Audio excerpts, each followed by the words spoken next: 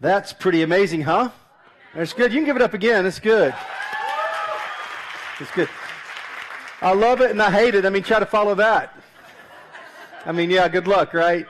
Yeah. Like, let me sing. Give me the microphone. Hey, Kara, come here for just a minute. Don't go anywhere yet. Come here. I got to tell on you. Last week, Easter, this was really funny. I don't remember which service it was that you were in. Which service did you come to last week? I came to the second, the second, which is normally the first. Okay. So I was like pretty proud of me. You were really good. So I'm not. You did good. Like you came early. I was totally here. You came early, so it was awesome. But she was sitting right behind where I sat. But I didn't know who it was. I came in and I was sitting there, and we were singing. And I'm like, holy buckets! I'm like, who the heck is that? And we never do this. We don't recruit people to do things here. Like we don't go after especially stage personalities because we don't want like out of control ego stuff. And so we let it come through growth track and the process of letting people sit for a while and see what they're really made of and if they're really going to be a part of what we're doing here and they got the vision and all that stuff. But Mike, I was going to come to you after worship and say, I don't know who was sitting behind me, babe, but you got to recruit her. So anyway, it's good. Yeah, so it's good. I'm glad you were already here, so it's all good. But it was funny. I was. I didn't tell you that yet, but it was kind of. I told Julie about it later. I said, yeah, I didn't know who was behind me, but I just knew, man, we got to have her singing, whoever it was. So it was good. And sometimes you just got a gift, you know. You got to do what you got to do. You got a passion for something. Julie loves the old Sister Act movies. You know the Sister Act movies? You know what I'm talking about? And Sister Act 2 was on last night. Whoopi Goldberg, who classic nun role. I mean, crazy stuff. And one of the little girls in the show is kind of out of control, but she has this gift to sing. She loves to sing. And Whoopi, you may remember the scene. She goes out, she got her glasses on, her nun deal, and she's got her glasses on. She's standing out on the street, and this little girl comes by, and she said, and she grabbed the girl and said, now I'm up in your grill, and I'm going to talk to you about this deal you have. You love to sing, right? She said, yeah, I like to sing. And then, but I'm not going to, or whatever. And then Whoopi kind of just lays it up on her and just talks to her about this gift that she has to sing. And where in this passion she has inside of her to sing. And then Whoopi Goldberg quotes this book, this poetry book thing, and I don't remember the name of it right now. I wrote it down, but I've got it at home because I'm definitely going to rip it off. But basically the idea was this poetry guy wrote this. He said, you know, if you wake up in the morning and all you can think about is writing, then you're a writer. If you wake up in the morning and all you can think about is singing, then you're a singer. If you wake up in the morning and all you can think about is building something great with your hands, then you're a builder. If you wake up in the morning and all you think about is working on your car, working on cars, then guess what? You're a mechanic. You know, it's written into us. Our passions are written into us. What we're meant to do are written deep down inside of us. Our DNA just builds into our passion, into our dreams. And I want to dive into a series today with you called Surrendered and Untamed. And it's going to be a great series. But I got to tell you this, it is a series, and it's a 3-part series, or maybe 4. I can't remember, 3 or 4. But anyway, the idea is this, is that as I developed today's message, it kept evolving. And what I thought I could cover in one day, I cannot cover in one day. We try to make most of our messages here airtight compartments because we know that people are busy and they're in and out. And generally, you know, you're here one week and maybe not the next or whatever. And by the way, we appreciate that because if all of us came at the same time, then we wouldn't have enough seats or parking for everybody. So thank you for spacing yourselves out. It's good. I'm just kidding. We really want you all to come. We'll build a bigger building. We'll build a bigger parking lot, okay? But the reality is we couldn't fit everybody if we all came. But the idea is that I can't cover all that I want to cover that will benefit you so tremendously in 1 week. I can't do it. This is too great a topic. It's too powerful. It's too important for you. It's too rich. It's too much. It's great stuff for your growth and for your health as a Christ follower. And I cannot do it justice in one day. So I'm not apologizing. I'm just saying you need to be here the whole series. Okay? You just need to figure out your calendar, make it a priority, and be here. I need you to. But not so much do I need you to. You need to. Because I promise you, what I'm going to give you from this platform over the next 3 or 4 weeks will be revolutionary in your life, but I can't do it all in one setting. Does that make sense? I can't get there. I can't cover the amount of material I need to cover unless we stay here for about 3 hours, and I'm not going to do that. So it's just really good stuff. So I'm just begging you, make it a priority in your calendar to come on and be a part, because I want you to figure out what your passion is, and when you figure out what your passion is, then you can rock and roll in life, and we're going to kind of go from there. You know, I'm convinced that the number one disease in Christianity, especially among the men, is boredom. Like, it's boring, right? Christianity, most of us, when most of the world outside of here, maybe not you because you guys are here early, and I appreciate you doing that. And by the way, I love being your pastor. I love being a part of this. When I think of people, though, that don't really participate in this, especially the men in our culture, I think their overall view of Christianity is that it is boring, desperately, horribly, awfully, gaggingly boring. Boring. Why do we have this vision that Christianity is boring?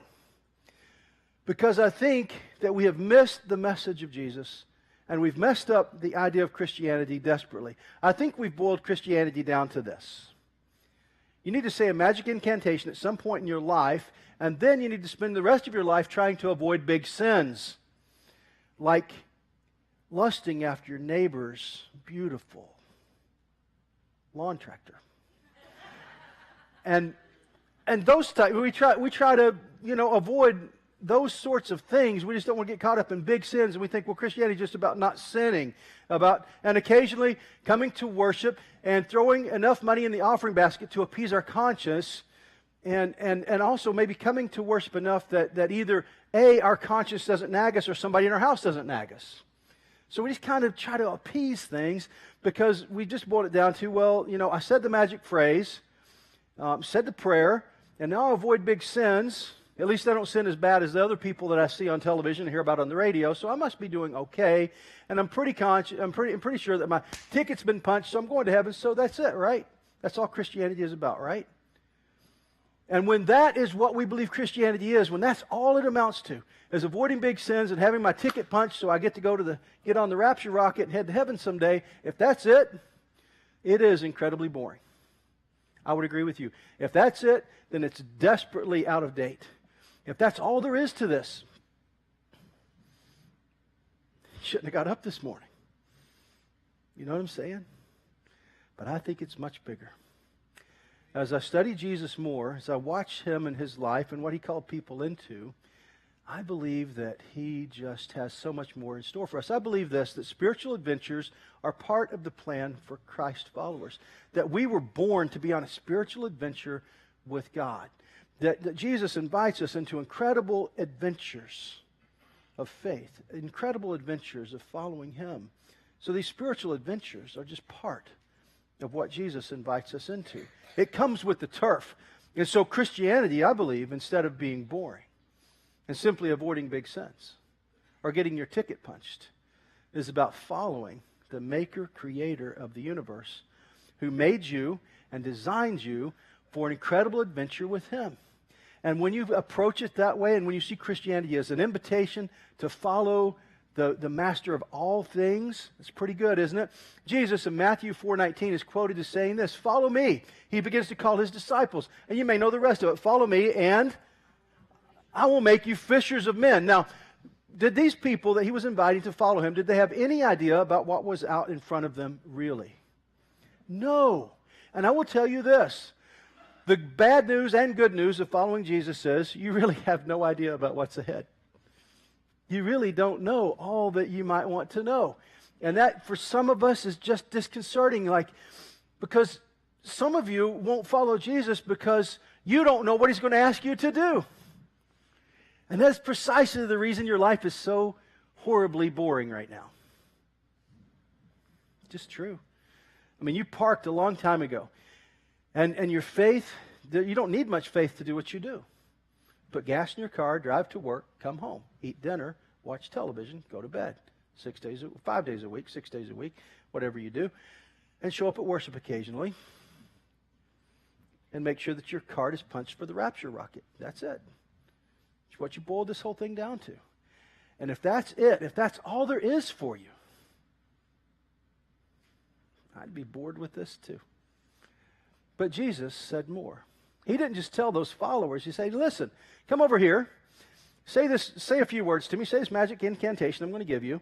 And then you're all good. You go do whatever you want to do the rest of your life. It's all fine. And I'll see you in heaven someday. What did he say to them? He said, follow me. Now that's different than press here, press hard, 5 copies. Here's your copy. Here's my copy. Here's God's copy. And you're going to heaven. It's all good. We're done. And I'll see you later. He didn't say that, did he? He said, come follow me. Engage with me. Get into life with me. Follow my way of life. Learn how I live. Learn how I forgive. Learn how I'm going to hang on a cross and die. Learn how I'm going to be raised from the dead, which, by the way, that painting over there, Leslyn Rushing did that last week as part of Easter. It was magnificent. When did you guys see that last week? Give it up for Leslyn. It's good. That just reminds us of the power of Easter. You see, and these disciples got a front row seat to the most amazing story ever told. And I believe Jesus is still writing that story in today's times. He writes it in the lives of his followers even today. And so when you participate with him in his plan for the planet, when you get engaged with this, it's magnificent what happens. And so I invite you to consider this idea of following Jesus and to redefine Christianity with me in your own brain, to rewire your brain around the notion that Christianity is more than checking off a box, saying a prayer, getting on the rapture rocket. Christianity is following Jesus. And when you follow Jesus, you're in for the ride of your life. That's my hope in this series. And you can see why I can't unpack that in one day, right? So please join me for the entire series. Please be here every week. Just make it a point on your calendar. Erase other things in your calendar. Yes, I just said that. Erase other things in your calendar. Tell other priorities they can be second and that God is going to be first. And follow him and dig in and let's go hard after this, okay? So I want to pray and then I will show you a video, the kind of intro to this series. We're going to be using a video series called Surrendered and Untamed. You have that accessible to you through a thing called Right Now Media. Now, Right Now Media, you may wonder, well, how do I get access to that? We will give you access to that. The church already purchases a library access for the entire body every month. We've already got it rented and reserved, but you have to get an invitation from us to be on that. The way you get your invitation is this. You take this worship guide. You fill out this section over here called the Connect card. You write your information on it, especially your email, and you write across here real big somewhere, Right Now Media. Right Now Media. If you're not already getting Right Now Media, if you don't have access to it, you don't even know what I'm talking about, then here's how you get access. Here's your ticket. So do this, put it in the offering basket later. Make sense? So here's the video I want you to watch. I'll pray. We'll watch the video, and then we'll dive on into the rest of the message. God, thanks so much for inviting us into an adventure. Thanks for giving us gifts and passions for how we might live our lives. Now, God, would you speak clearly and strongly to us? I ask it in Jesus' name. Amen. Check out this video.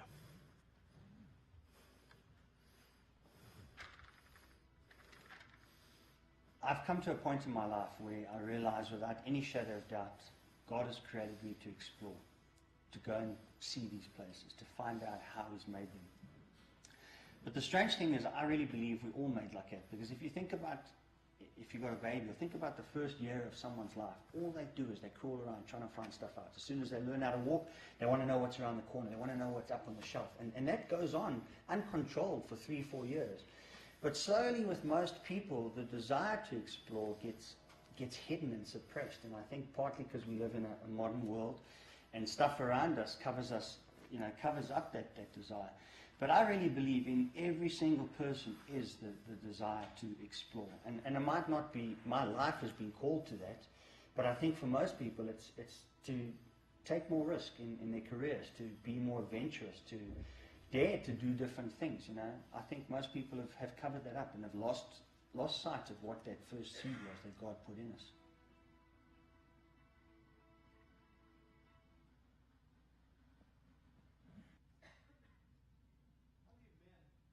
You men kind of relate to that. You were born to explore. How many of you guys? Raise your hands up high. Raise your hands up high. Yeah? No? Not so much? Some of you are like, nope, fine. I think, man, that we were just born to be on an adventure, that we were born to explore. How about Wyatt back there? Is Wyatt born to explore? This man is wired for action right there. How old are you, brother? You're almost 10. You're tall for 10. It's good. Now, Wyatt, let me ask you a question, man. You ever like to get out in the woods and go explore? Do you? What else you like to do? You like to hunt or fish or anything? Yeah, all that stuff. You ever get muddy? Dirty? Does your mom yell at you? Sometimes. Does your grandmother yell at you sometimes for getting all dirty? Not so much, because grandmothers know better. They know, man. Little boys were made for dirt, and they were made for exploration. And somewhere along the way, man, we just squelch this. We just scrub it out of people, man. And in Christianity, we have tamed this thing down so much. We've scrubbed it down so much that we've just made you think, well, really, it's all about just being nice.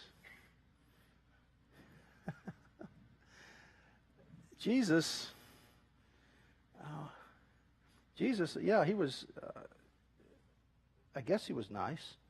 He was wild. He was crazy. He created a lot of stir in his world.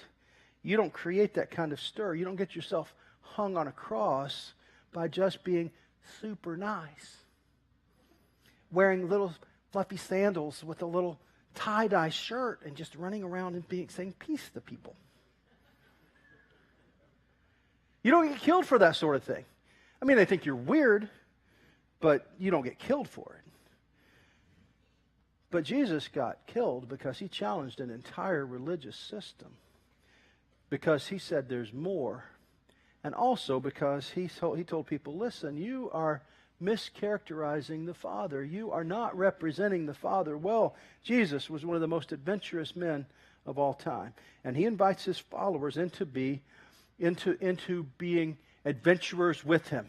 So, in order for us to understand what Jesus is saying when he says, follow me, there's some things we need to say. First of all, I want to make sure that you understand some of the promises that come with following him. And you may want to make a few notes here on your sermon note card. Here are a few promises that God makes in Scripture, Jesus makes between the two of them. And I believe that Jesus is God and God is Jesus. So when one is speaking, the other is speaking. So I'll be clear on that so you know. Here's some things that are promised to you as a follower of Jesus. A few of the promises of God. Number one, I will be with you. Jesus says, I'm going to be with you. God invites people into adventures all through the Old Testament, and the constant promise was, I will be with you. And he says also this, he says, fear not, for I am with you. Anytime God invites people into a new adventure, generally in there somewhere, there's the idea of, hey, don't be afraid. It's okay. I'm going to be with you. Not only am I sending you, but I'm going with you. And Jesus was saying to his followers, listen, I'm not just going to send you, but I'm actually going to go, and I'm going to ask you to go with me for a while, and then after a time of training, then I'm going to send you too. But for now, let's go with me. So I will be with you. Fear not, for I am with you. Follow me, and I will make you fishers of men. There's some things he said. In my Father's house there are many rooms, and I'm going to prepare a place for you so that where I am, there you'll be also. These are promises of God. And then another thing that Jesus said, I'm not sure it's really a promise, but I think it kind of is. He said, go and make disciples of all the nations. But I'm going to be with you. And you need to know this, that all authority has been given to me. And all the universe, all the authority, all the power is mine. So go. Now, if you're on the team of a captain like that has all the power and all the authority, and you know that he wins, could you play with some abandon? Yes or no? Could you take bigger risks? Yes or no? Yes, you could take bigger risks because you know that this captain of the universe, this one that has all the power, who's inviting you to follow him, that he wins. It doesn't mean that it's always going to be easy. It doesn't mean you're going to have a fluffy little life. It doesn't mean that sometimes you're not going to hit rocky spaces. And it doesn't mean that sometimes you won't go through wilderness times where you feel like God is 1,000,000 miles away and that there's no way that he's hearing any of your prayers. Those are all true for Christ's followers. Those are things that happen. But it doesn't mean he's left you, and it doesn't mean that he doesn't care. But he is taking you on an adventure like none other. So, those are some promises. Now, to join God in this promising adventure that he has out in front of you, you'll need to learn to tap these abundant spiritual resources. Now, there are 7. Before I finished my preparations this morning, I thought there were 6. You can see why this message just gets longer and longer. There's 7. And I like 7 because 7's a better number than 6 anyway. So here we go. It's all good. So I'm going to just give you the 7 the 7 things that I think, these spiritual resources, and I'm going to talk just about the first 2, okay? So here are the 7 resources that I want you to begin to tap as a Christ follower. Number 1 is passion. Number 1 is passion. You got to have a passion for something. You got to have a dream for something. And these are all inside of the promises of God. God has promises that He gives you, and then here's the things we need to tap, the resources we need to tap. And like any good preacher would, they all begin with P. Okay, passion. Number 2, prayer. Number 3, power. Number 4, preparation. Number 5, planning. Number 6, provision. And number 7, partnerships. Let me give you these again real quickly. You get them down, and we'll tap into each of these in the weeks ahead. Passion, prayer, power, preparation, planning, provision, partnerships. Okay? And each one of these are huge. Each one of these are important in your journey with Jesus. Each one of these are important for the spiritual adventure. If you're going to venture well with Jesus, you'll need to tap into these resources. He gives you a backpack full of stuff for the adventure in front of you. And the first thing that He gives us is a passion for something. He gives us a passion for something. The way Kara has a passion for singing, the way Whoopi Goldberg challenged that young girl to begin to use her gifts to sing. God packs your backpack with a passion for something. And so I want to look at the idea of passion today. I want to look at passion and prayer. Those 2 things are what we're going to look at today. And to kind of launch into this, I'm going to take you into the life of an Old Testament hero, of a person named Nehemiah.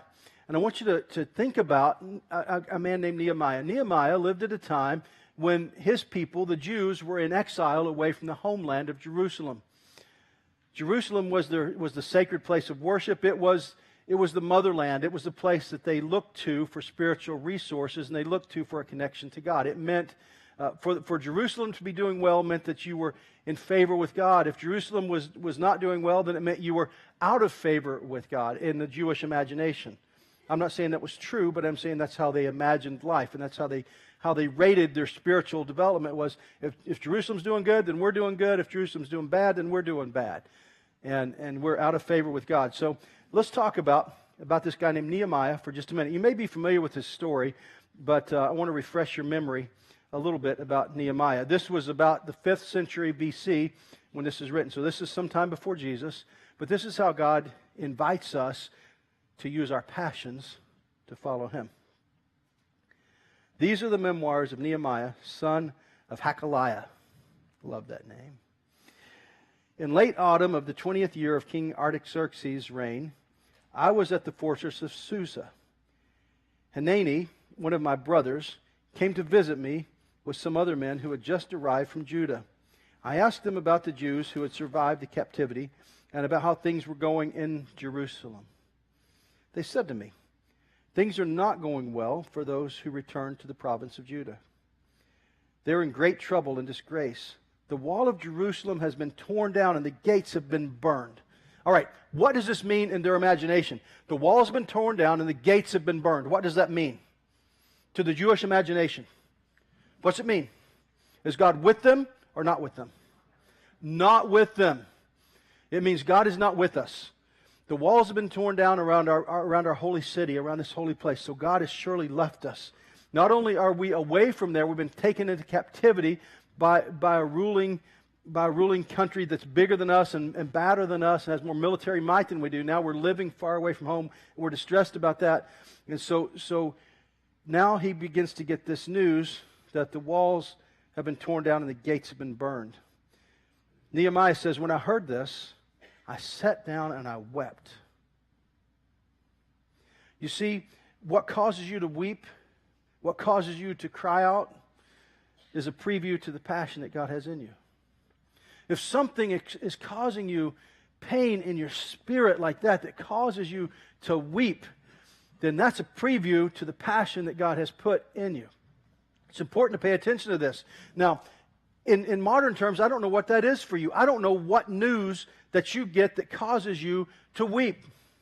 I have friends that when they hear news of families that are in distress, maybe because of a divorce or a spouse that abandons the family, that is the news that causes them to weep and to cry out to God And that's the news that they can't get rid of in their mind. All they can think about at any time their mind just goes somewhere, it goes to that. And that's what they think about. And that just causes them to cry. For some of you, your passion is children who don't have enough to eat. And all you can think about is how can we be sure that these children in our community all are fed well? There's a team working on that right now, trying to figure out how to help some children in our community be fed well and to make sure their nutrition level is raised and that they can develop properly by getting the proper food. And there's people, this is their heart, man. This is what keeps them up at night. I read about some people the other day that are doing some incredible gardening work. They call it the Lord's Acre. And they'll take an acre and set it aside, and they'll garden that acre, and then they'll give all the produce away. And that's what stirs them. That's where their passion is.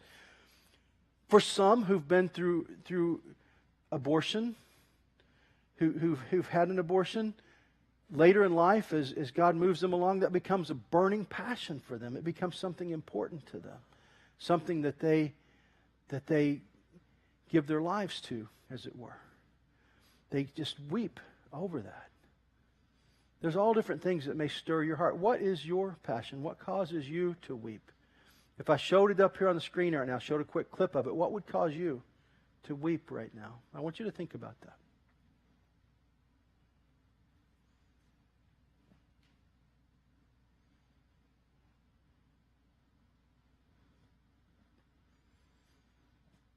I don't know what it means, but one of the things that captures my imagination, it doesn't necessarily cause me to weep, but it certainly gets close sometimes, is I think about the region where I came from. I came from southeastern Kentucky.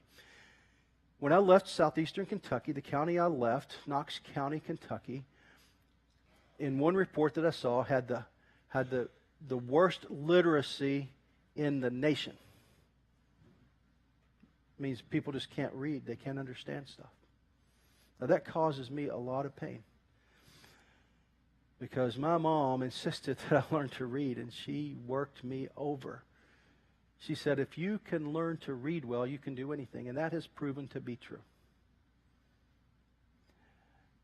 But it was rare to have a parent that was invested and involved in that process. But see, I come from having a grandfather who barely had a fourth grade education, who taught himself to read, and who loved to read in his later years because it was something he finally learned how to do. So that's kind of a passion for me to make sense. It's a preview. I don't know what it means yet or where that might take me or what I might do about that, but it's a preview to a passion, a precursor to some next steps and maybe a next place of service. I don't know how that will be, but that is something that stirs me up. The reason Phos Community Church exists is because I heard this from Rick Lucas, who led the work of many churches in this area. He coordinated the work. He came to me a long time before Phos existed, and he took Julie and I on a ride through Oldham County, and he said this.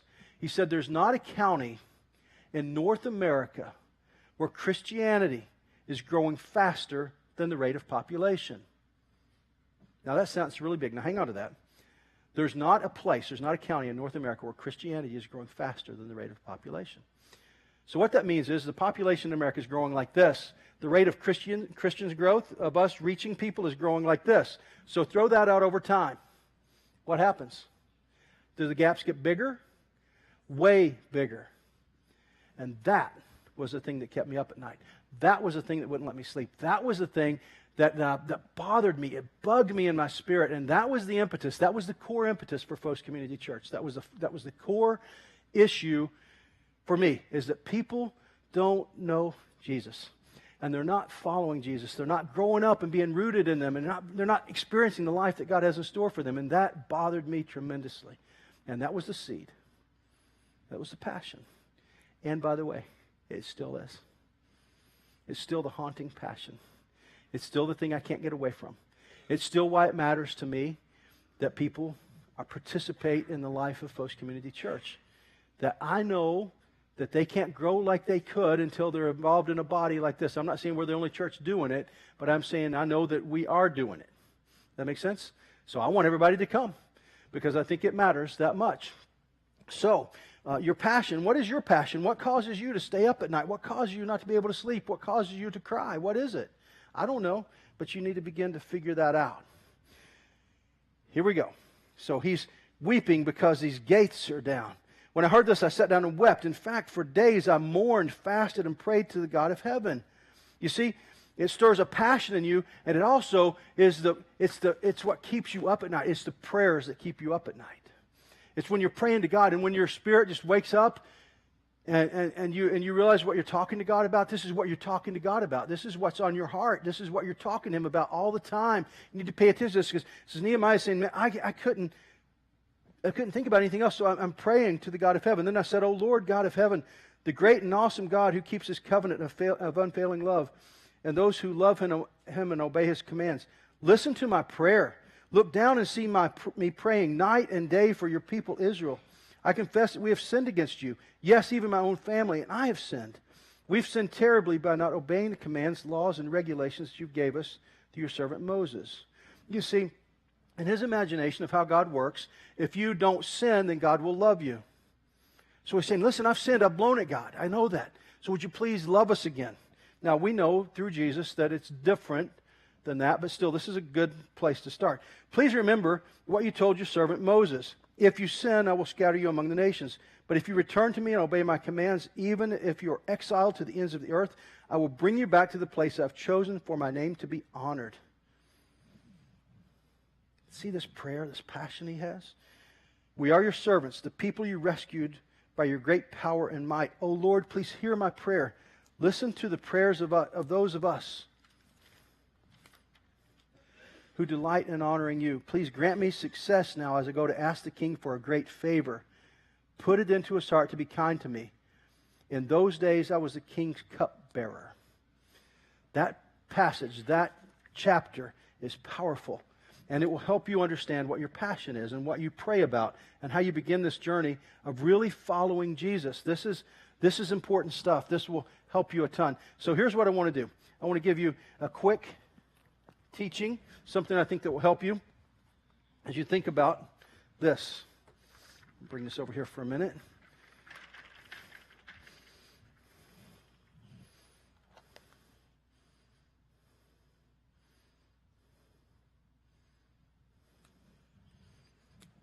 So, first of all, you have a passion for something. And then, second of all, you have something that causes you to be prayerful.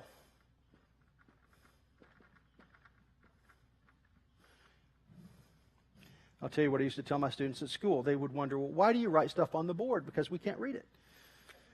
I said, so my brain stays in the right space. So, same to you. I hope you're listening too. So then, in addition to that, a position. The preview to your next place of serving God. The preview to the adventure that Jesus has in front of you is found right here in the middle of these things. What's your passion? What do you pray about? What just has your heart talking to God? And then where has God put you? What's your position? And you begin to read those three things. You begin to look at those together and ask, okay, God, what do you want me to do with all this? How do you want me to navigate? What's next in my life, God? What do you want to do with me? And can you see where if you would live into this passion right here, that's in the intersection of those three things, your passion, your prayerfulness, and your position, can you see how your life with Jesus would take on a whole new meaning and it becomes a lot more than just getting on the rapture rocket and avoiding big sins? This is good, isn't it? This is important. This is the news of following Jesus. Bring these things together into your life. So think about what causes you to have passion and what causes you to be prayerful. And then where has God put you? What's your position? How could you use and your position to take the next place that God has in store for you, to follow Him? This is the beginning of what it means to follow Jesus. And when I invite you as a person here at Phos Community Church to follow Jesus, this is what I'm talking about. I'm not just talking about trying to get you to fill out the Connect card and check a box that you've accepted Jesus. I want you to start there, but I don't want you to finish there. I want that just to be the beginning. And yes, then I want you to be baptized. Yeah, I want you to be baptized. That's good. And I want those two things to happen. You start, and then you're baptized, and then you go on into this life of adventure. You see where we're going with this? And this is what I hope for you. This is my greatest hope, is that you'll be established and rooted and in your faith, and you'll grow up in Him, and you'll have a life of adventure that looks a lot like that, like what Nehemiah had, and what Peter and Paul and James and all those first followers of Jesus, what they had, man. You can still have an adventure like that. And that sounds a lot better, a lot more exciting, a lot more engaging than just trying to avoid envying your neighbor's lawn tractor, right? True? Yeah. Let's pray.